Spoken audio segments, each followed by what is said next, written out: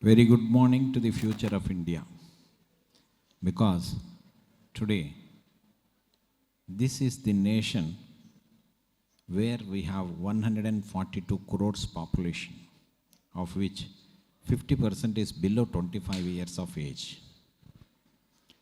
When we see countries like Japan, Italy, Europe, which are called aging countries, because their population is very fast aging and there is no youth power to take forward the countries, we will understand why our Bharat is so great.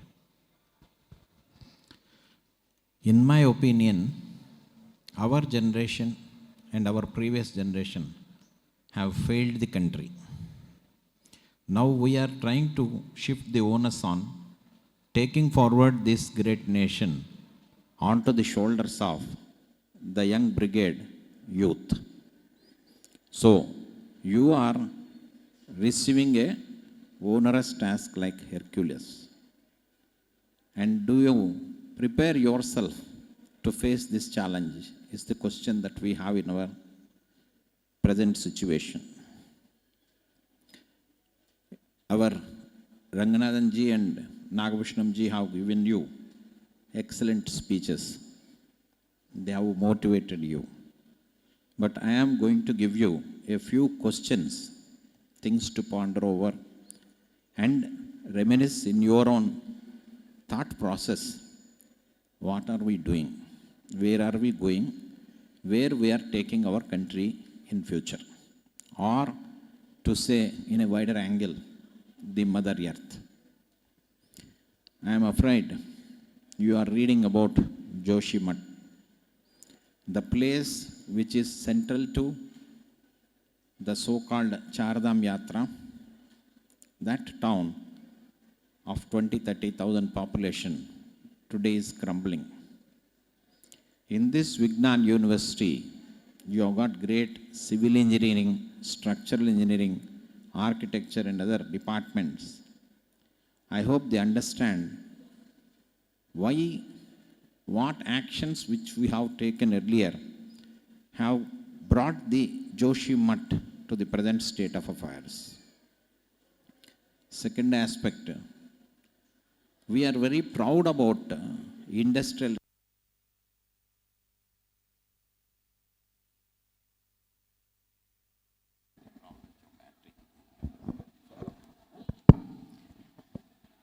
We are reading history very proudly about industrial revolution. If you see carefully the results of industrial revolution, you will understand it has enhanced or hastened the destruction of Mother Nature. Because a human being to dig a well, you need X amount of effort. But for a machine, borewell, you can dig it within few hours.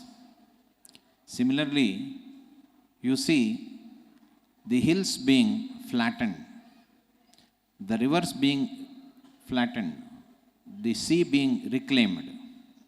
All these actions are going towards altering the nature irreversibly, the results of which we are facing now in the form of global warming.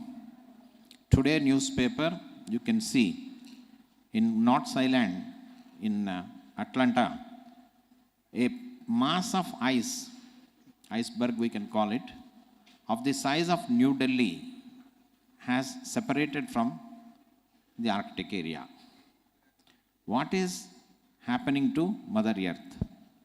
Our exploration of space, trying to locate life on other planets is one aspect, which is endeavor towards understanding the nature. But our effort to destroy the Mother Earth on which we are living is very lamentable. The Hindu newspaper, day before yesterday, carried one special item. It is titled as The Other Arbitrary, where we find 4 pictures of endangered species animals. Death of a serpent, death of leopards and other animals. Till now we are accustomed to read obituary for human beings who have passed away, in reverence of which their well-wishers will introduce these advertisements. But today we are seeing awareness. 1.5 lakh insecta varieties are under the threat of extinction as per the latest research. Insecta, you know very well, anybody who is a zoology student.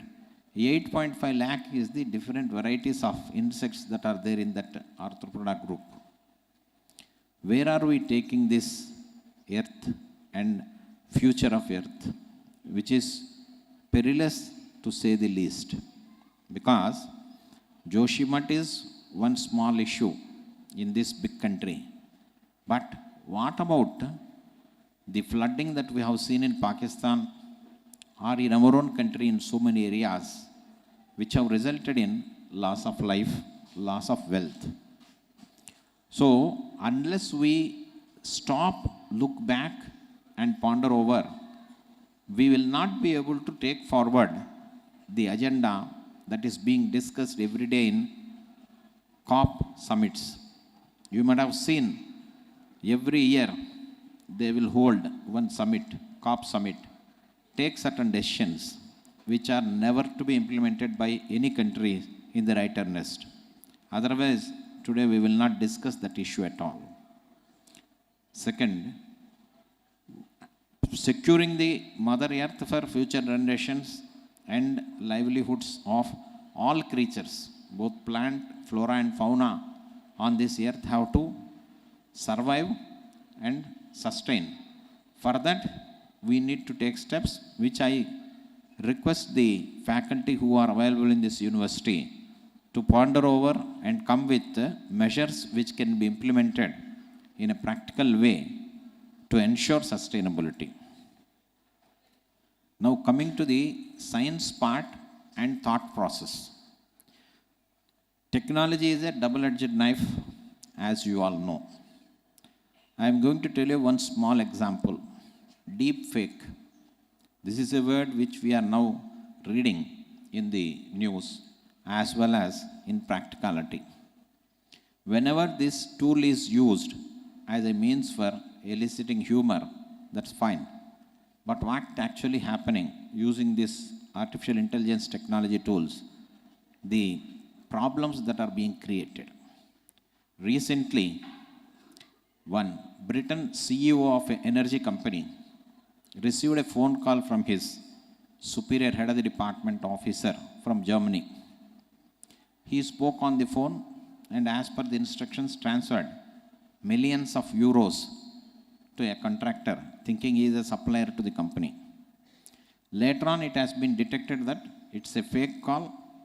The German accent of his head of the department superior has been mimicked using artificial intelligence tools, and he became a fool by releasing millions of euros, believing that he is releasing to the supplier of the company. That is one sort of fake in future which we are all going to face music at one point of time or the other. More seriously, one video has been prepared showing the so-called Ukraine president talking his military people, saying that let us surrender to Russia. Can you believe the consequences of this kind of fakes, deep fakes which are in circulation now? That is very, very dangerous for the continuance of orderly societies. Just now our Vice Chancellor has exhorted about constitutional governance in the country. Not only in the country, everywhere in the world, there must be some regulation in the society for which we create laws and rules and regulations. Now coming to the next point of research, since so many science faculty are here, I am just raising this simple question. Geothermal energy. You all hear about this and you read about this, and some countries are trying to go for this. true, the Mother Earth has got lot of energy stored in the mother crust, earth crust, which if you use methodology to take it out in the form of steam, you can generate electricity. And think 1 minute about the peculiarity of earth, which is in a dynamic equilibrium among the interstellar stars attraction and repulsion phenomena. Earth is moving around itself in a 24-hour cycle, and it is moving around sun in a 364 1/4 day cycle. This dynamic equilibrium, if it is disturbed by any chance, you know the consequences. When we think about geothermal energy being proposed to be exploited in a large scale in coming days, the earth is like a ball. You all read about the perpetually moving engine against the inertia of laws, inertia of motion. Without stopping, if an engine can move without retardation or acceleration, perpetually it is moving. This is the experiment which people were doing. Earth is the best example of the perpetually moving body, which is under regulation of gravitational forces. In case if we start cooling the earth in the name of exploiting geothermal energy, the bubble of molten metals which are there at the center of the earth, where the temperature is around 3000 degrees temperature, if that starts cooling, the solidification of the metal bubble which is there at the center of the earth will take place. Once that is happening over a period of time, you find disturbance in movement of the earth around itself. So this is a perilous research activity which the foreign countries are exploiting or thinking to exploit for the sake of harnessing energy. Now, what are we now today in this 21st century? I call we are slaves of power. Power means two types of power. First is the electricity type of power. For the sake of generation of power, we are creating lot of carbon footprint. Now we are trying to go for non-conventional energy. Still, you are again creating pollution in the country, in the world rather to say. But once we are over dependent on the power electricity, we are seeing the disastrous effects in the society, in the country, in the environment. Second kind of power is political power. This power is more dangerous than the first one. We have become power slaves is the word which I have used, which is true. Human being is now under the slavery of requirement of electricity. What happened in Pakistan yesterday, day before, with power outage because of their attempts to reduce the power consumption in order to save their foreign exchange, has resulted in disturbance in the frequencies, and power was out for more than 1/3 of the country for more than 12 hours. That is the over dependence of human being on power. If you think about a tribal village where there is no power, or in most of the rural areas, are they not human beings living there? They are living.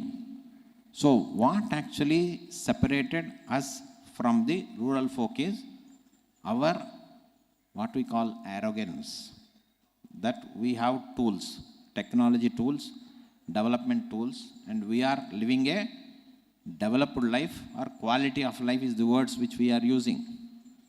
At what cost? At the cost of destroying the nature. Similar is the word when we use it, power slave. When I see millions of people wasting their time going on roads in one activity or the other, actually productive period during youth should be used for nation building, or at least for self-family improvement program. Nothing is happening of that kind. And today we have become unmindful of the value of time. Why I am using this word? Time is so precious, you can't waste even 1 minute. But when I see A to Z in the society holding on a smartphone, spending 8 hours, 10 hours, 12 hours looking into it, trying to become whatever little pleasure that derives or happiness they derive out of seeing something in the cell phone or smartphone or any games, are they not wasting their productive energy, wailing away their time, and it is not going to come back to them? You will not realize the value of time unless you lose it. As rightly pointed out by our Vice Chancellor, happiness enhances by giving to somebody. But time, once you waste, it will never come back. You will not get back your youth. So plan your utilization of time in a systematic manner to ensure quality of life not only for you, but to the society at large. Then coming to the important issue of the addictions. I was excise commissioner in the state for a short time. I know how much liquor I used to sell per month, per day. 100 crores is the worth of liquor I used to sell per day. Please understand the consequences of such alcohol addiction. Of course, I have also tried to root out the ganja cultivation itself from this AP map by attacking the tribal areas in hilltop areas in Padiru area. We were able to destroy standing crop of ganja in about 3,777 acres in one season. But next season, we were actually stopped in our tracks by the murder of local MLA and local ex-MLA. So we were forced to abandon our activity under the advice of police. Later on, what I see is that effort has not been carried forward, and you find COVID coming in the being. COVID has actually resulted in destruction and distribution of all the systems. We find lot of problems in so many areas to take forward initiatives. Either people being lazy, they will throw the blame on COVID, or really there is problem by virtue of which we are not able to take forward the initiatives. So I request all the youth who have assembled here to pay attention to the two facts of life. Never get enticed or attracted towards alcohol or drugs, which is the most dangerous consequence in one's life. You find escalation in crimes in the society, and you find unbridled freedom for the youth to do whatever they want. That freedom is resulting in the ghastly news of a person's body being cut into 20 pieces, 10 pieces, and being strewn all over the country. This kind of what you call himsa has never been faced by this country. We are peace-loving nation. You have seen Nirbhayas happening in this country day in and day out. Is that the culture of the country? Yatra naryantu pujyante is the original thought process of this country. But today we are seeing the quite opposite of that, which is lamentable. And coming to the importance of the constitution which we have adopted in this country 74 years ago. You have law department here with law faculty and law students who are very much available in this August gathering. My simple question is our founding fathers of the Constitution have drafted the largest written document in the world that it required 104 amendments within 70 years. If you compare this with the state of affairs in America, United States of America, The Constitution of America was drafted in the year 1792. In this past 250 odd years, their constitution was amended only twice. And when compared with that, our constitution has been amended 104 times, like temperature during COVID. Is it really necessary? Are all these amendments warranted? Or the time has created situations which necessitated constitution to be amended 104 times? This requires to be properly examined by the academicians in law and give justification to what extent the amendments were necessitated. So, though on one hand we are very proud that we have the largest written constitution in the world, to see the flip side of it being amended 104 times, I am a little bit skeptical about the constitutional governance in this country.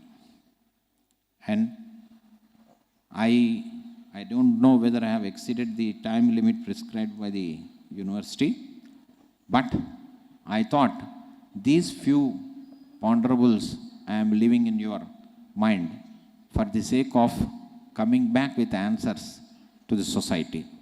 And other than youth, we don't depend on anybody for taking forward this great nation in the 21st century. Thank you all. Have a nice Republic Day.